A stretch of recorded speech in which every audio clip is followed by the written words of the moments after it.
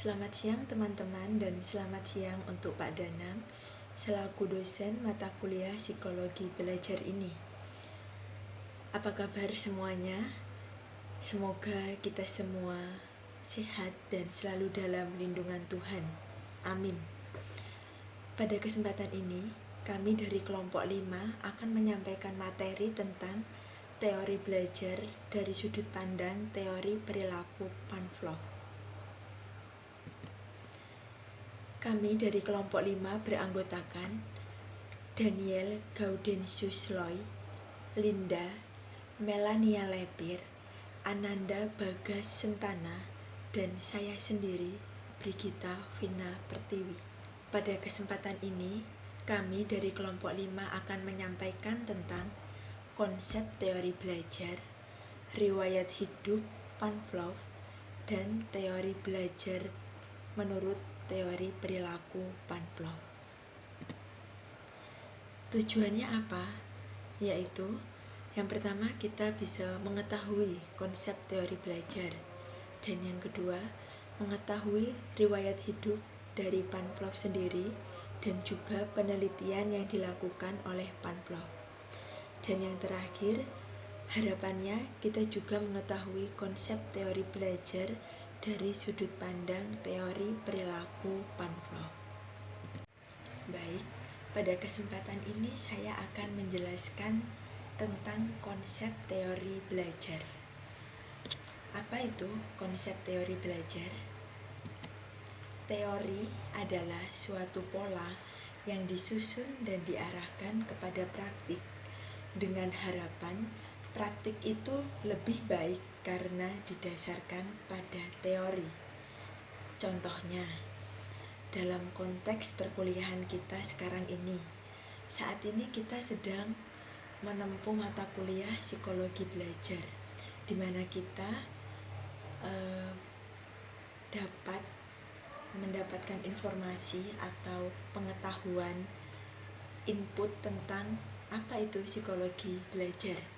Tentunya ini menjadi bekal bagi kita sebagai calon guru atau calon pendidik yang nantinya akan mengajar di sekolah, sehingga ketika kita terjun di sekolah, kita dapat mempraktikkan apa yang sudah kita terima, teori-teori yang sudah kita terima selama di bangku perkuliahan.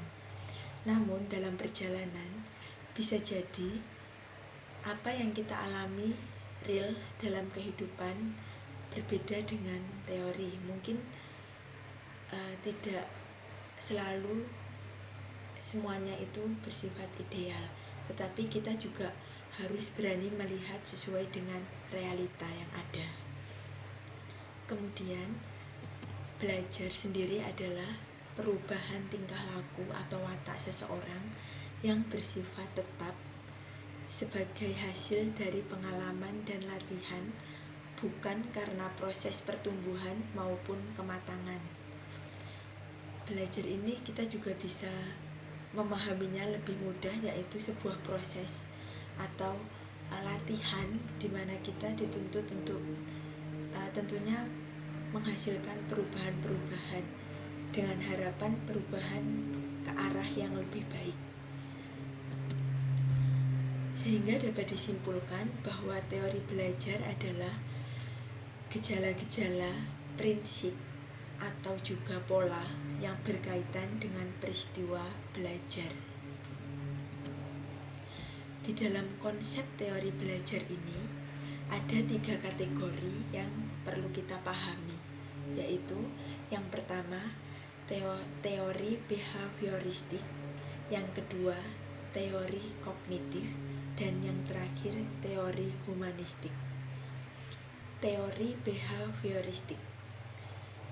Belajar adalah suatu perubahan tingkah laku yang dapat diamati secara langsung yang terjadi melalui hubungan stimulus dan respon.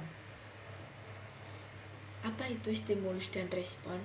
Stimulus adalah rangsangan atau sesuatu yang dapat menimbulkan keinginan atau perasaan tertentu. Kemudian respon adalah reaksi atau tanggapan dari stimulus tersebut. Dan yang kedua, teori belajar kognitif. Proses internal atau peristiwa yang mental sehingga tidak dapat diamati secara langsung. Kognitif sudah biasa kita dengar, yaitu tentang berdasarkan pada pengetahuan apa yang kita terima, seperti itu. Dan yang terakhir yaitu teori belajar humanistik. Memahami tingkah laku dari sudut pandang pelakunya, bukan dari sudut tinjau pengamatannya. Humanistik itu sendiri yaitu manusiawi, seperti itu. Sehingga bagaimana untuk memahami kemanusiaan, yaitu dari sudut pandang pelakunya sendiri, seperti itu. Demikian konsep dari teori belajar itu sendiri. Kemudian pembahasan yang selanjutnya akan disampaikan oleh rekan saya. Pavlov memiliki nama lengkap yaitu Ivan Petrovich Pavlov. Beliau lahir pada tanggal 4 September 1849 di Rusia. Ia sebenarnya seorang sarjana ilmu faal atau seorang sarjana fisiologi. Beliau berprofesi sebagai seorang dokter. Pada usia yang ke-50 tahun, Pavlov mulai tertarik pada bidang psikologi dan mulai melakukan penelitiannya pada hewan untuk mengidentifikasi tentang perilaku manusia. Ia melakukan penelitiannya pada lembaga kedokteran Akademi Militer. Ia juga merupakan salah satu mahasiswa dari Universitas Saint Petersburg. Pavlov terus melakukan eksplorasi, kemudian mengembangkan satu studi perilaku yang dikondisikan atau yang biasa dikenal dengan teori classical conditioning. Pavlov sangat dihormati di seluruh dunia dan juga di negaranya sendiri.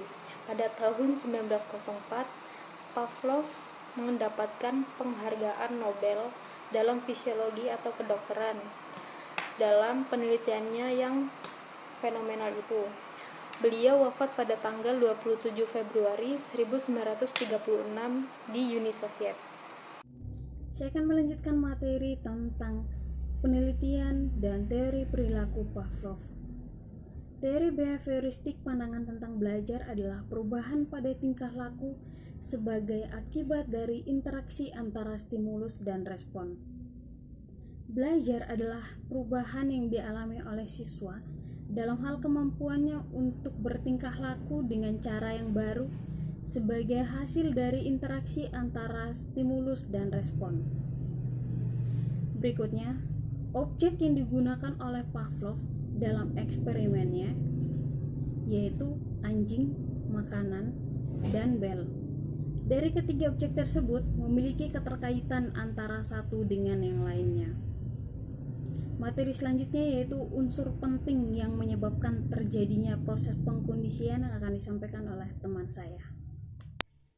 Kemudian kita lanjutkan keempat unsur penting dari teori Pavlov. Yang pertama, ada unconditioned stimulus, yaitu rangsangan yang menghasilkan respon otomatis oleh makhluk hidup. Yang kedua, ada unconditioning respon, yakni respon yang dihasilkan dari unconditioning stimulus.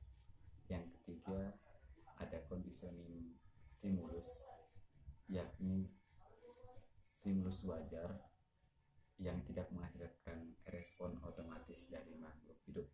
Dan yang keempat, ada conditional respon, yakni respon wajar yang dihasilkan dari keadaan rangsangan yang terkondisi. Dari konsep teori belajar Pavlov menarik kesimpulan bahwa gerakan-gerakan refleks dapat dipelajari dan dapat berubah karena mendapat pelatihan.